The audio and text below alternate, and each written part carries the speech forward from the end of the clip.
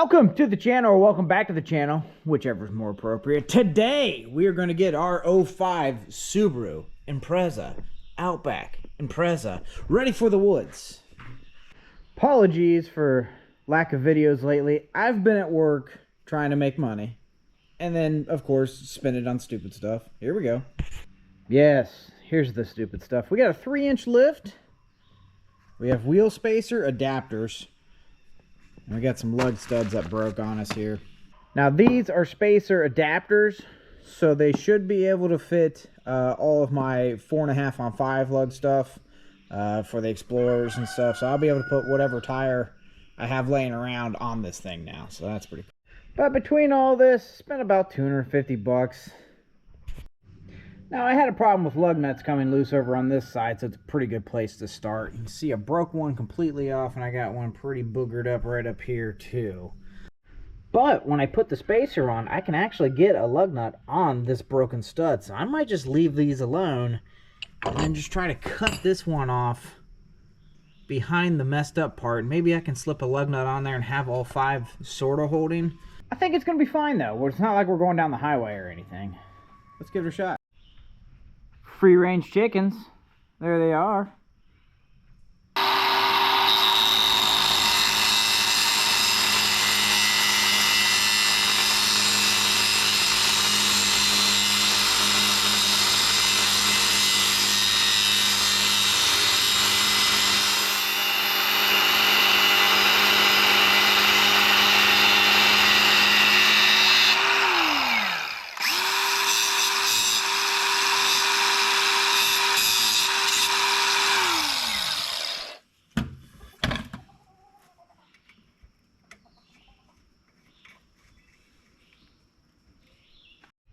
Okay, we got 3 really good ones, right?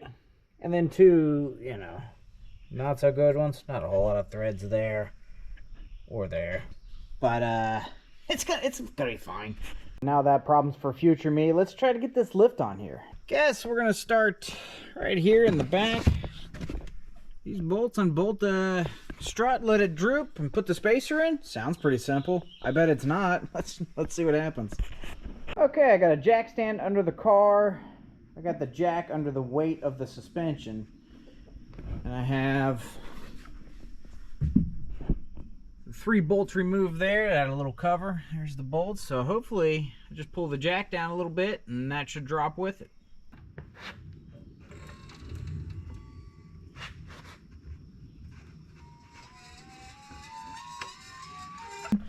Looks like I'm gonna have to take the strut off. That.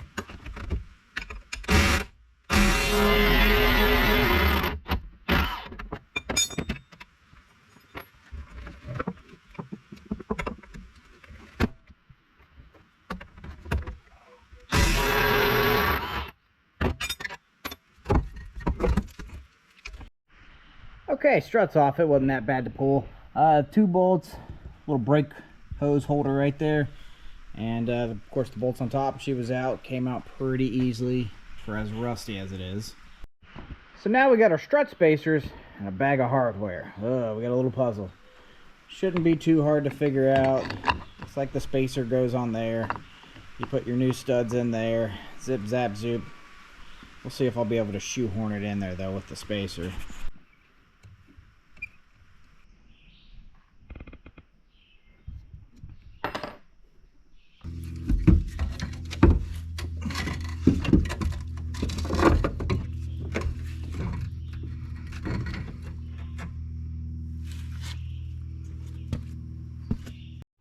Okay, got the top part bolted in, but we can see we're a little clocked. Should be a tough one to get back in. Let's see.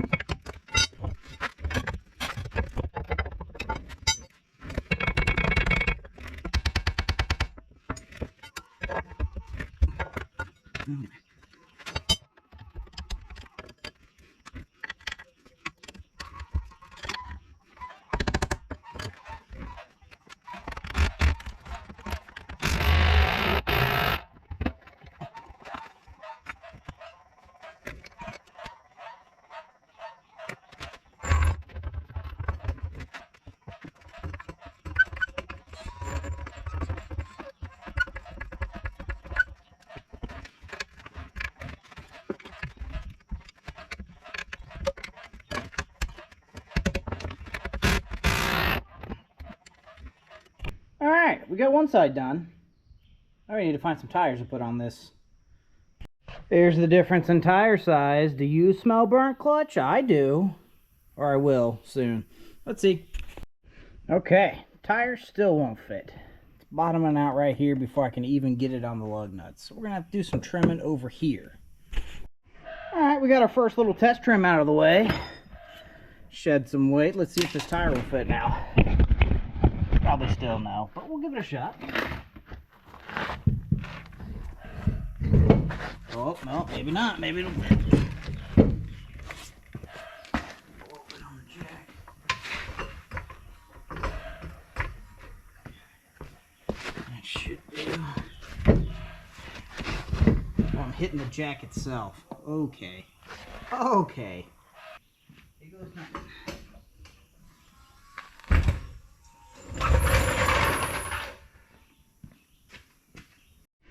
Okay, I decided to start with 5 psi. I might have to bump that up to 6 or 7.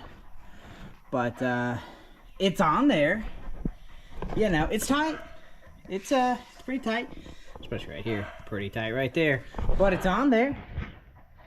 Looks like I got some trimming to do. Quick trim with the Sawzall.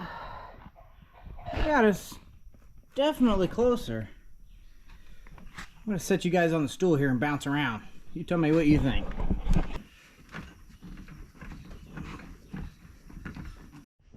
Yeah, that's gonna go. That looks good. Yeah, I'm liking it already. Let's get the other side done. Okay, rear is done. Looks pretty good. I tried to take the sway bar off, but it's wrapped up in the exhaust. Now, here in the front, we got a different story. It's pretty beat up here. So we know we don't need a hood where we're going, so that's gonna have to go. I think I might just remove these fenders altogether. It's not like it's nice stuff here. The bumper is just a bumper cover. It's held on by zip ties. Headlights are from the minivan parked over there, the Dodge minivan. And yeah, she's been wrecked and fixed and wrecked and fixed again. Now she's retired.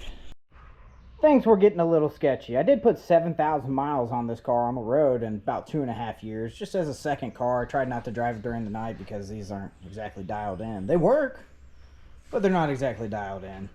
But the hood has always been sketchy. The latch has never been anywhere being close to hooking up. Got a bolt, a couple screws in that guy right there.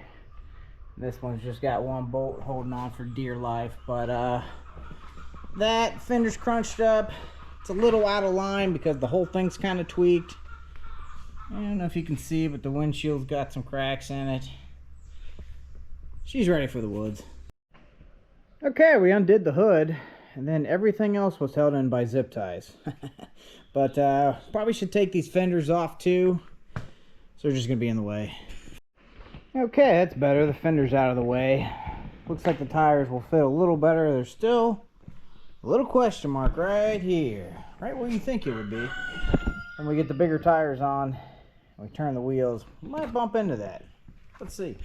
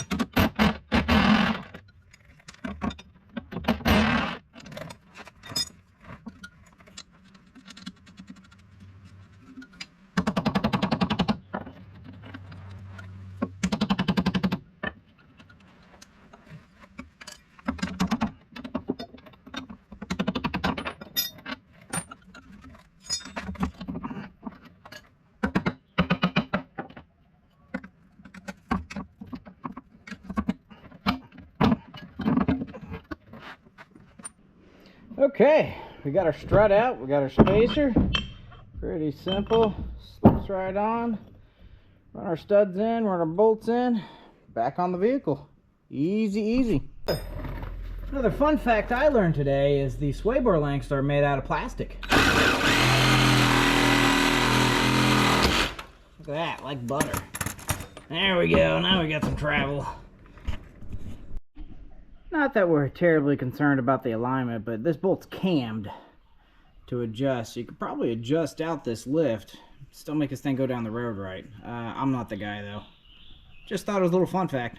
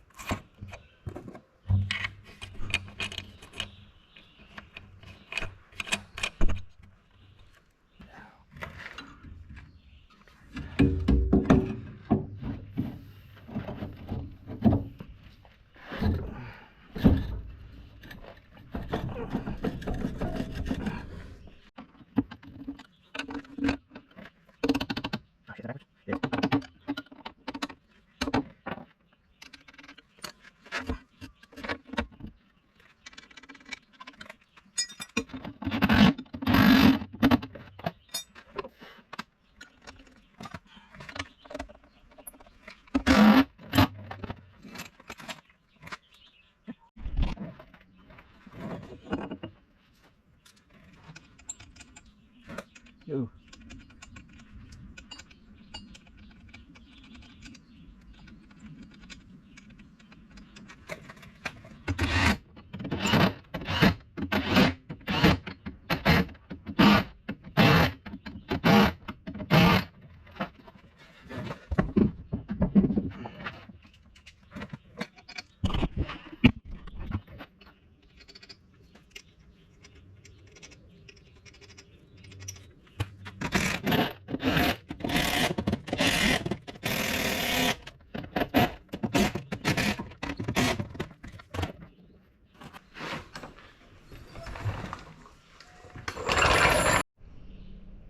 That's pretty close.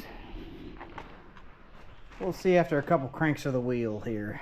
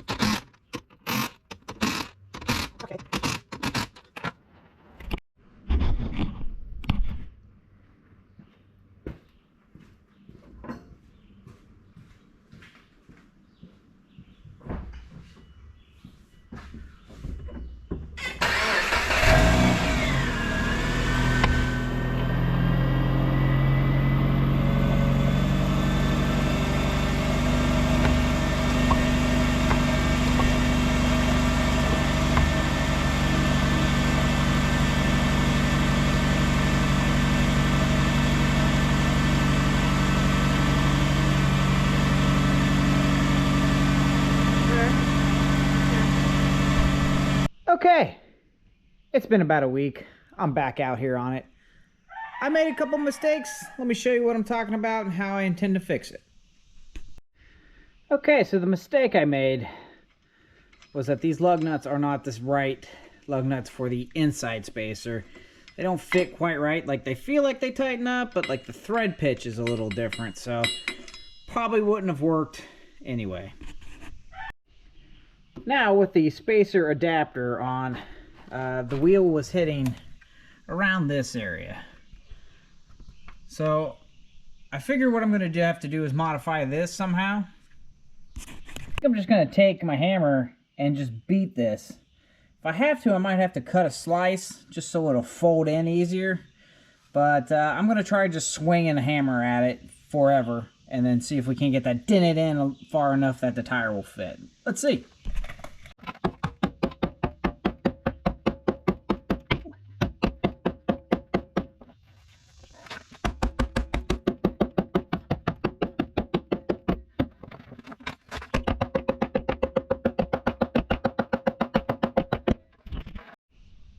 we'll see if that works. But also, while I'm here, we'll go ahead and try to adjust the camber. Let's see, now there's a bolt in here with the shoulder on it. Go this way. Seems to be pulling that knuckle in. If I go this way, that seems like as far in as I could go. Hopefully that straightens out some of the front end work there. Okay, vehicle's back under its own weight. Let's see if we can clear this making a full turn.